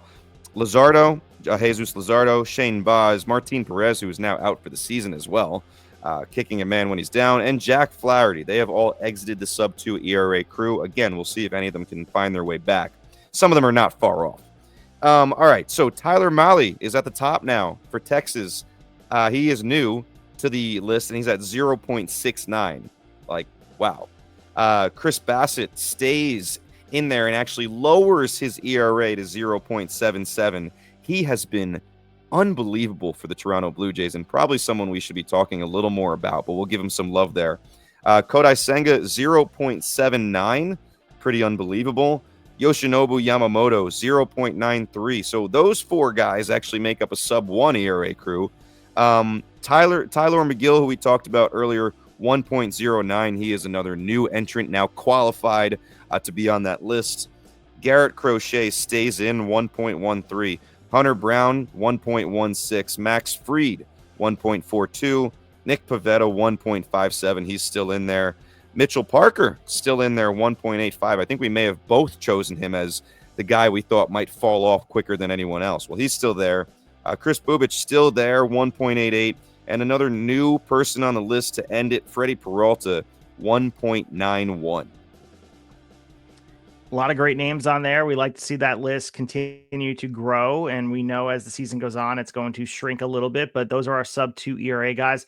And I'm curious what you guys think out there. Anyone on this list that you think is just a pretender? Do you guys think that he's not going to be there? And it's an eclectic mix of players on here. Like, these pitchers are all, they do things a little differently, and success is not just one track road. So the one thing I will say about Senga, barring injury, of course we see some of that looming large with all these pitchers.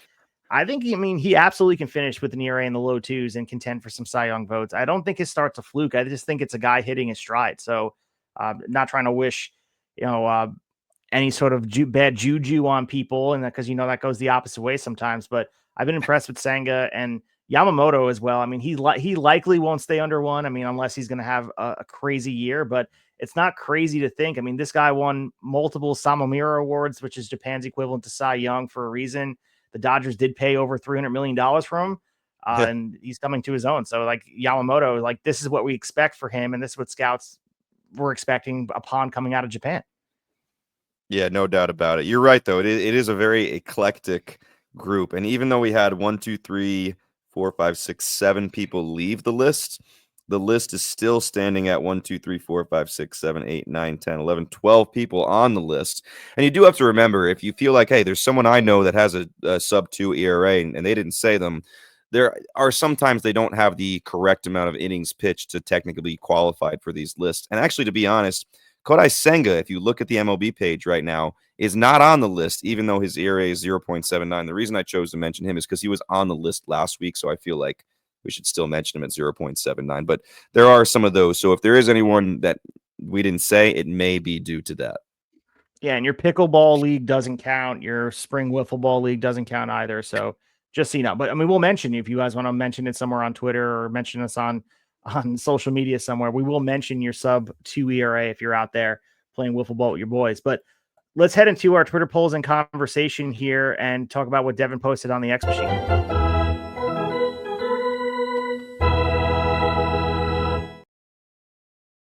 All right, Devin, we are the proud owners of over 2,000 followers over on Twitter, which, by the way, we're thinking about going live on Twitter. So let us know your thoughts on that. Will you engage with us if we record 9 p.m. on certain nights? Would you guys want to check that out? Of course, the video will be available later on YouTube, and also the audio will be available same time and place. But curious if you guys are interested in some Twitter activation of conversation live and in person on that end. But you posted a fan poll. Which AL rookie has impressed you most so far? So tell us the options, what the results were. All right, hold on. Let me find this one. Because I wasn't aware that I posted a poll this week. Are we sure about this, or is this one from last week? Let me find it. Maybe this is one I had an idea about doing as well. But we can have the conversation right now if you want. I thought you had posted the poll. Maybe I just had my own conversation in my own WrestleMania logged weekend that I just started overthinking things. Yeah, I'm looking. I'm like, did I forget this? I don't think I posted, Paul. What I did think we were going to go to was the take a pitch swing away here. We just have a couple for you, and one of them is related to a tweet that I had posted. So we can go with that if you're cool with that. Yeah, absolutely. All right. So the first take a pitch or swing away is related to a little Buster only tweet, and I'm going to find it right now here. Here it is. So he posted, there is lots of talk among executives about the enormous disparity between the two leagues, how the National League is markedly better. One small example, 6 of the top 7 position players in F-WAR are in the National League. Corbin Carroll, Pete Alonso, Geraldo Perdomo, Jung-Hoo Lee, Kyle Tucker. Aaron Judge is the only exception out of those guys there. Okay. Oh, Fernando Tatis Jr. I missed him as well, which is unacceptable. Can't miss him. So the take a pitch or swing away here would read like this: the National League's superiority over the AL is bad for the league.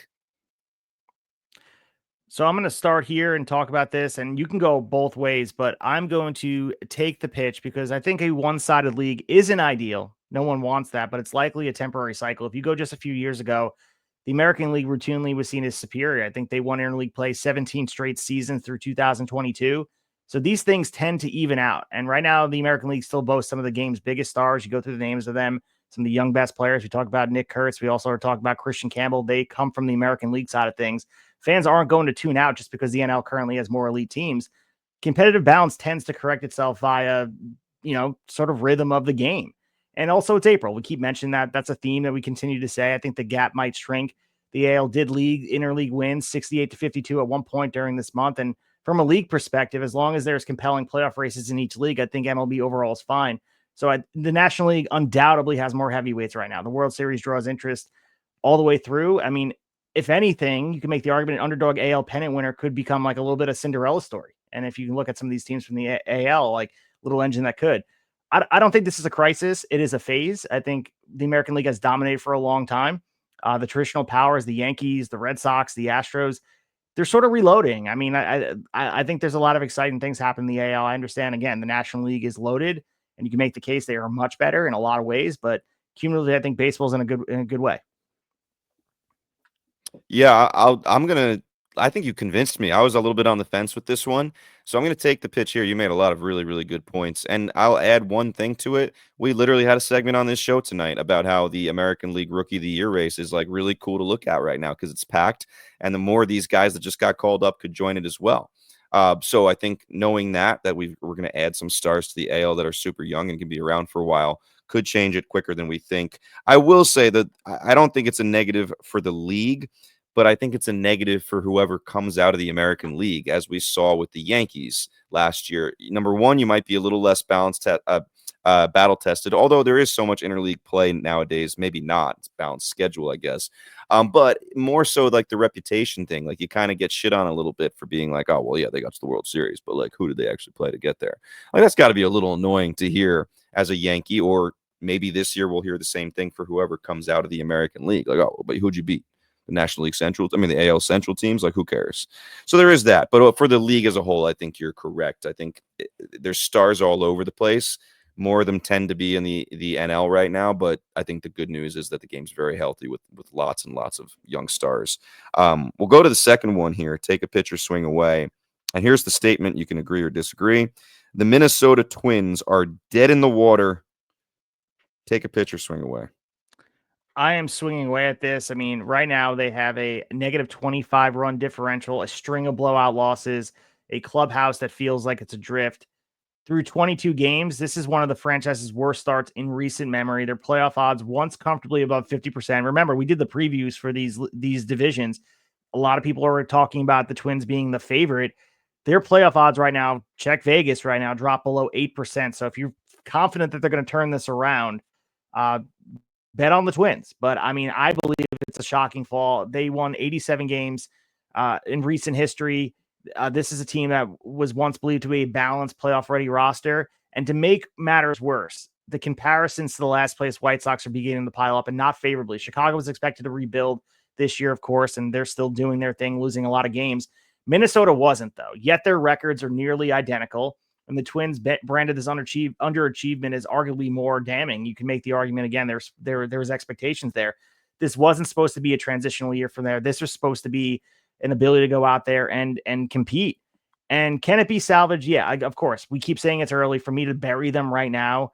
I think there's a return of some of these injured players can add some jolt. The top prospect, Luke Keaschall, as we mentioned, he brought some early sparks since the call up. So I think that's exciting. And there's always a chance that some of these older players find some of their timing when the weather warms. But the AL Central is forgiving, but it's not going to wait forever. And I think it's time that, the Twins right now are dead on their feet. They did not do enough in the offseason to right the wrong. And the Tigers and the Guardians are going to be seizing the moment here. Yeah, I'm going to agree with you again on this one. I do think it's a little strong, the statement saying they're dead in the water. But you and I were saying this before the season too, because we both said, like, listen, Pacoda had them winning the division. Some computer predictions, right? I don't know if a lot of people had them winning, but Pacoda had them winning the division. And both of us had the discussion on the AL Central preview show that we did of, like, I guess the computer system is just assuming that all these guys are healthy, right? The Byron Buxtons, the Royce Lewises of the world, the Carlos Correas. And that hasn't been the fact for the whole season, basically, as we expected. And we're certainly not Nostradamus over here. A lot of people could have called that one. But to add to what you said, 16th in team ERA, 13th in team whip. All right, middle of the pack. Pitching hasn't been terrible. 26th in home runs, 27th in batting average, 24th in stolen bases, 26th in slugging. Here's the interesting thing. They got to win against the White Sox tonight. Pacoda, who I just mentioned, still has them projected to win the division somehow, even at an 8-15 start. At one point, a 7-15 start. It's updated, so this is not outdated. I'm looking at the page, and it literally says, as of April 22nd, 2025, the Minnesota Twins are at the top of the AL Central, predicted with 83.7 wins, just above Detroit with 83.2. Like, how are we still? I don't know. I'd have to see the calculations there, but that certainly caught my eye. So they're hitting a collective 220, struggling to sustain rallies. And the other number that's looking the most telling stat, they're 3-12 in games when scoring 4 or fewer runs. In other words, the offense just isn't clicking. They really have no answers here. So there's been some bright spots. I mean, you can look at some of the strong outings, Pablo Lopez, Joe Ryan, but you're pulling teeth here. And it's been bad. So, and again, we said early, as much as we said about the Mets being good, we saw the Mets, what they looked like at the beginning of last year. But the writing's on the wall here. I think this team is in a transition of, it was going to tip one way or the other. And I think obviously the injuries have tipped it further quicker. And you mentioned Carlos Correa, like he, to me, represents what this team is. Unfortunately, they decided to spend the money on him despite the red flags. Obviously, the Mets had a deal in place and they didn't like the physical. And we're seeing why. You know what I mean? Like we're seeing why that fell through. The Minnesota Twins took the risk and they're paying the price right now. Yeah, I just don't see how they make noise. It's tough to believe in the team as it's built right now. There's some positives and there's still some really bright prospects in addition to Luke Keaschall that is up. There's more to come. So I don't necessarily think they're going to be down for a long time. But I don't see them getting in the race very seriously this year.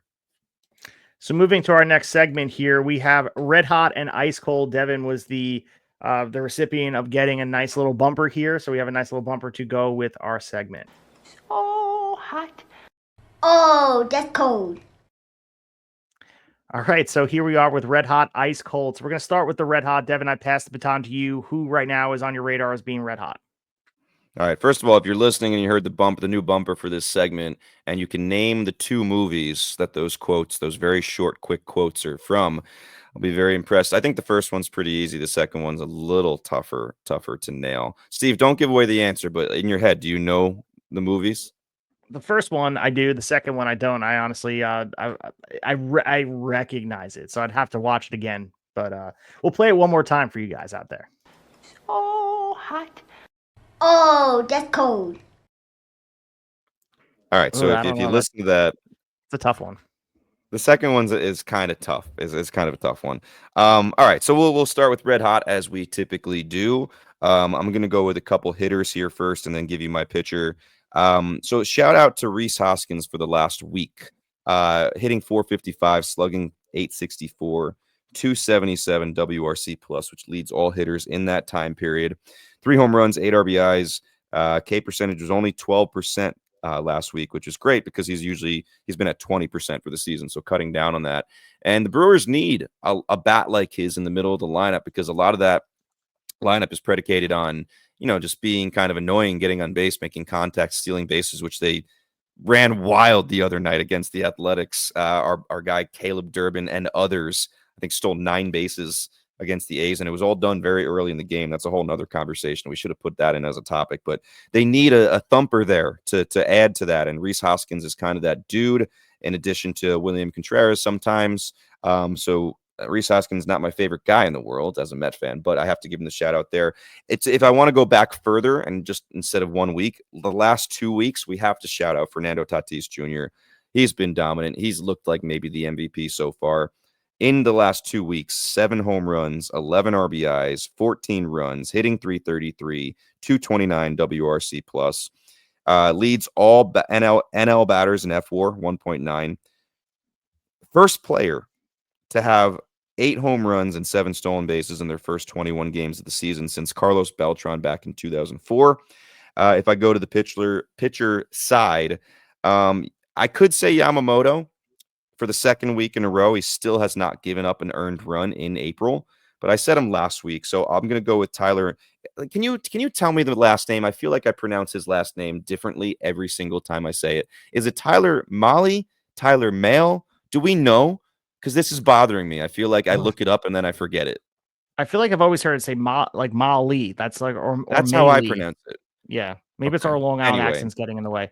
I know YouTube has like pronunciation for names for broadcasters. So while you continue to talk, I'll find it. I'll put myself on mute and I'll find it. All right. Yeah. Usually I'm pretty good about names. And if I don't know one, I'll make sure I look it up before. This is one that I at one point knew, but I feel like I'm doubting myself and I'm thinking about it 3 different ways. Anyway, 0.36 ERA in April. Incredible. 25 innings pitched. He's 3-0 in that time. 93.8% left on base percentage, which most likely that's not going to keep up, but still impressive. 133 BABIP, which may show that he could be a regression candidate. Like, that's a pretty low BABIP and a pretty high left on base. So I don't think we can sit here and expect him to put up these numbers continuously, but he's going to be my guy on the pitching side for Red Hot. I'm still looking at. Oh, hold on, I got the name here. Yeah, Molly. So that's what it's Molly. Okay. Yeah, that's what they said here. So, all right, you heard me your red hot. My red hot here is Jonathan Aranda from the Rays. Saw him up close and personal. I mean, Tampa Bay has many contributors. We mentioned some of the names before, but he's been on an absolute tear. And somehow, I believe it's flown under the radar nationally. Maybe it's because it's the Rays, but I think he is right now one of those players you have to keep an eye on, batting around 355 and through mid-April at this point, leading all of Major League Baseball with OPS 1.242, edging out even Aaron Judge during that stretch. So he's not a household name. We know that, not yet at least. He spent much of last season bounced between AAA Durham and the big league roster. But his bat is forcing Tampa's hand in 2025. He's delivered some big moments already, a walk-off home run, which he literally was bleeding from the mouth after fouling a ball into his face. So that adds some points as a fan favorite. And then followed days later by a multi-home run game. And he's been gritty. He's been consistent. I love watching him play, and some of the savvy fans are taking notice. So he's going to squarely be in the AL All-Star conversation. And I think right now he remains one of the underrated forces and a big reason why the Rays are finding ways to win in different ways. Yeah, he's been incredible. And we heard about his hit tool in the minors, but he's been, he's finally showing it at the major league level, and he's been given more of a chance too. Kevin Cash, I mean, he sits his. People complain about this, complain about Brandon Hyde in Baltimore messing with his lineups too much based on pitching matchups. Kevin Cash, man, like, let your lefties hit against left-handed pitchers sometimes, like Brandon Lau, Aranda. Like, maybe he is a little more, and I just haven't been paying attention, but I feel like at least early in the season, these guys are constantly being sat against lefties, and it's a little frustrating for guys at that level. Do you really need to sit them against almost every single lefty? I feel like you got to get past that. But what about the pitching side on Red Hot? Well, for red hot, I mean, some of the guys we're looking at, I had Hunter Brown. I feel like we talked a little bit too much Yeah. about him to go in there. I think he is my red hot. It was hard not to mention, but I also mentioned Max Meyer again, too. Just put it out there. Go out and watch some of the highlights of that 14K strikeout game that he had. And also Mackenzie Gore. Go check out that game he had against Colorado. The more impressive thing, I understand Coors Field has become like this exaggerated place to pitch, like it's impossible, but it is impressive when a guy goes out there and dominates in a setting like that. I know the Rockies are not this world beater, but it is a place that's tough to pitch, and he went out there and dominated. So those are my hot pitchers. But for ice cold, I'm going Salvi Perez for the Royals, and I don't think a lot of people are talking about this. He just homer on Sunday, so kind of took this away a little bit when I was putting the notes together earlier this week. But he's still enduring a brutal start right now, and I don't think a lot of people are noticing. And through 20 games, he's batting just 182. I believe it's a little bit lower than that at this point, and just a 529 OPS. And for a long time, he's raised the bar at this point. We've expected a lot of production from him. He had 23 home runs and a 757 OPS just last year, but this drop off right now has been pretty jarring. And I think the decade of wear and tear behind the plate, and maybe he'll overcome at this point. Like we'll get more of the rejuvenation from it. It's fair to wonder though, if it's starting to show. And we know when players fall off a cliff, it happens pretty quick. He looks slower. He's expanding the zone more often. He's struggling to square up on some velocity pitches here. It could just be an early season slump, and I'm taking notice of it, I should say, in a just because it's a sample size, it's the early in the season. But and even great hitters do have those things. But the lack of production has been quiet, but I think it's been damaging to the Royals lineup. I think he was kind of the cog that went in there and did the thing. And even if Kansas City isn't going to contend, I think Salvi has to be that guy. And maybe there's a forgiveness for him when he does struggle because of the World Series ring and just what he's done for that team, and undoubtedly be retiring his number. But this is a franchise icon. So when he struggles, you take notice. Yeah, no doubt about it. And the Royals offense has been brutally bad all around. They were my AL Central pick. I'll stick with them. And I made a point of saying I'm much higher on their offense than most people are. And I look like an idiot so far. Again, still a lot of time, still early. We've seen teams snap out of it. They have a lot of talent there. I mean, one of the most talented players in the league, Bobby Witt, to lead the way. So I don't think we're panicking yet, but the offense has been really tough to watch. I'm going to follow suit here on the cold side and go with a legendary offensive player. Mike Trout is my colds on the offensive side. Since April 13th, he's striking out 51.9% of the time. He's hitting 125 in that time span. He does have 2 home runs during that time, and he's walking 11% of the time, which helps a little bit.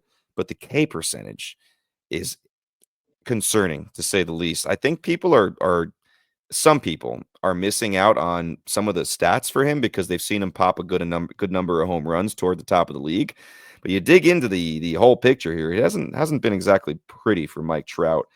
51.9% strikeout rate since April 13th. And again, it's a smaller sample size, but that's still brutal to be striking out over 50% of the time for more than a week. On the pitching side, it's Charlie Morton for me. 10.9. Yeah, I mean, we're going to pile on here. 10.90 ERA in April. That's in 17 and a third innings pitched. 7.27 walk per 9. That's the second highest in the league in April. Robbie Ray has the first high. They're the worst, I should say. 2.60 home run per 9. That's also the second highest or second worst in that category in the league. Ryan Pepio is the only one higher. So that's Baltimore tried to put a patch on the rotation with Charlie Morton, and it is blown up in their face so far. Yeah, he was my ice cold as well. I had the unfortunate choice of streaming him in my fantasy. I wound up winning anyway, but watching him go and do his thing on Sunday, allowing 7 runs on 7 hits, 4 walks across 2 1/3 with only 2 strikeouts. He moves down to 0-5. So the 41-year-old has been struggling, and that's putting it lightly. He has a 21-15 walk across 20.2 innings. So this is a guy who cannot find it. It's absolutely horrendous. And like you said before, like this could just be like, an older guy that we're just kind of giving a little bit too much grief to. The reason why I bring attention to this is because the Orioles didn't just sign him to be a guy and kind of let him stack up some career stats. Like they were relying on Charlie Morton to help them contribute to the AL East. And right now he's been a detriment in a lot of ways to my fantasy team and also the Baltimore Orioles. But he's been, I guess, a positive for if you're standing in the batter's box looking in on those pitches that are looking like giant beach balls in the strike zone. Yeah, it's been rough. I mean, if you're Charlie Morton, if those results don't turn around quick, you got to be thinking about, like, do I just retire? Like, is it time?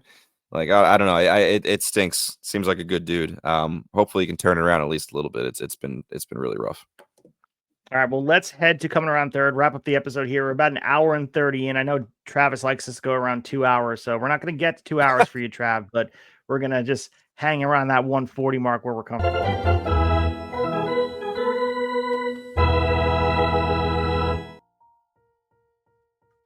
All right, so we're going to hit that little lo-fi music here into space, that rap music that Devin likes. And again, for coming around third here, Devin, just quickly, what are you keeping your eye on? Again, we're knee deep in the season now, approaching sort of this rhythm that the baseball season provides on a nightly basis. Yeah, so I'm going to do something I very rarely do, and I'm going to step away from baseball for coming around third. I know that may be something I'm not allowed to do, but I have to. Don't get me wrong, I will be watching just as much baseball as I always do, but the NFL draft is this week. I'm a New York Giants fan. I don't remember a time where I had no idea what they were going to do. I think this is going to be a very interesting draft. So that is my thought process right now. With that being said, I'm hoping the Mets can keep this up as long as possible. Shout out to my Delaware Blue Hens, who had a big series win in conference over the weekend to put themselves right in the thick of trying to squeeze into that top four before the season is over. Got another win tonight, out of conference though, but still, nice to see that offense is quite something. If they can pitch, they'll be in the mix. So just a little shout out to them, and that's what I'll be watching. Giants, don't mess this one up. I'm very much excited for the NFL draft too. As I've gotten older and my fandom has changed a little bit, the NFL draft has become appointment television for me, and I never thought I'd say that. It's become a spectacle in its own right, and I think as you dive deep into football and being a fan, as you guys know on here, I'm a Green Bay Packers fan. If you didn't know that, the draft is being hosted in Green Bay, Wisconsin. The Packers obviously had a good season last year, so they're going to be picking at 23 overall. They have 8 picks in the first couple rounds here, and I think with the Packers, it's more about depth. For the Giants, as you mentioned, this is transformative for their franchise again. Like, they're in a spot where if you mess this up, you're setting your franchise back yet again. So you have to hit. There's a lot of pressure. So for me as a Packers fan, they're trying to build on depth. They had a really good draft last year. They continue to do that really well, which is why we see the success. But for those teams that are picking up at those top picks, yes, you get to pick from the best players of all the college football world, but there's so much pressure. That's what makes it such pageantry, such theater. For those out that are football fans, like I said, the first day of the draft, that Thursday night on the 24th, grab a nice drink, sit down on the couch and watch the NFL draft. I absolutely just adore that night of sports. I think it's fantastic. It is. You're right. And they've extended it.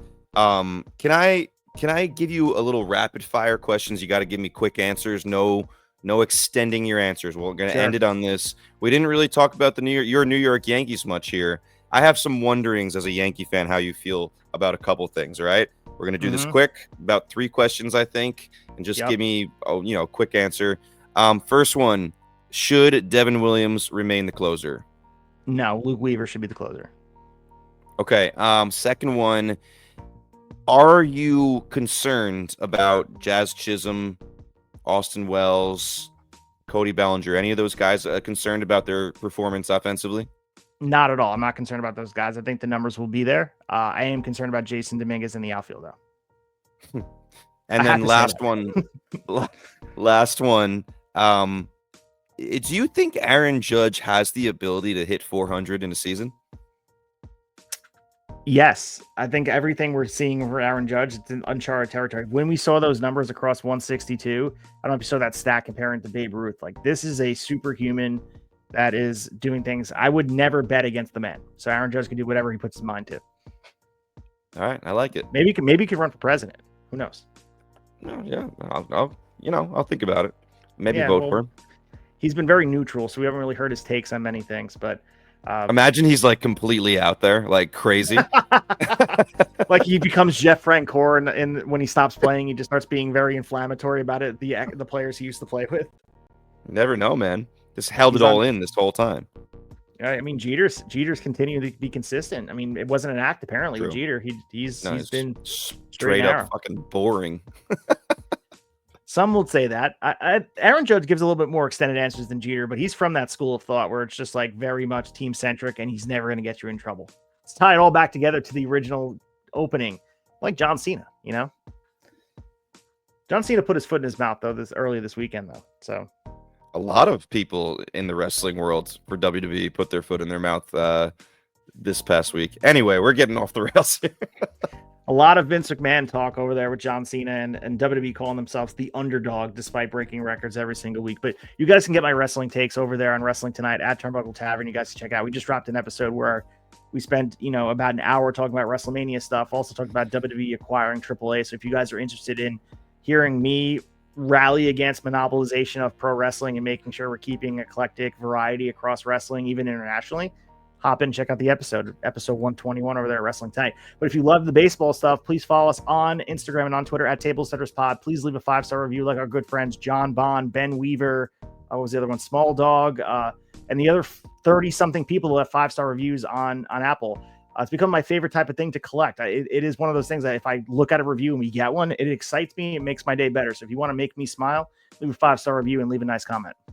Yeah, and the aforementioned Ben Weaver, part of the Tomahawk Talk podcast, Brave-centric podcast, will be joining us. We will record with him this Sunday night, I believe, if everything stays as it is now scheduled, to have a Brave-centric episode. We have not done one of those yet, which there's plenty of meat on the bone for that one. So that'll come out more than likely Monday morning. And we have some other things in the works that we think will get going relatively soon, but we won't announce them yet because there's been a couple times we thought we had something and it disappeared into the ether. But Ben, I think that's a pretty positive one coming at you very soon. Yeah, it's really excited to have Ben Weaver over there on Tomahawk Talk over there. He has a really awesome logo too, by the way. If you guys type it on Twitter, his Twitter handle with the Braves font, fantastic. If you check that out, Ben Weaver. I'm going to put it on our graphic as well for our episode that drops. Like Devin mentioned, we're going to be recording this Sunday, releasing on Monday morning. Get your week started straight up and some good Braves talk. And who knows what else is going to happen? What else is going to be blown up in the Braves' way if they can win and hopefully get some things out of the way? But maybe Ronald Acuña starts to scorch earth, try to take over this team and make everybody upset. But we'll see, man, because we didn't expect all this volcano of emotion that came out of the Atlanta Braves camp over the course of the last 2 days. But the news cycle moves fast. Maybe by the time we get to you next week, this is old news.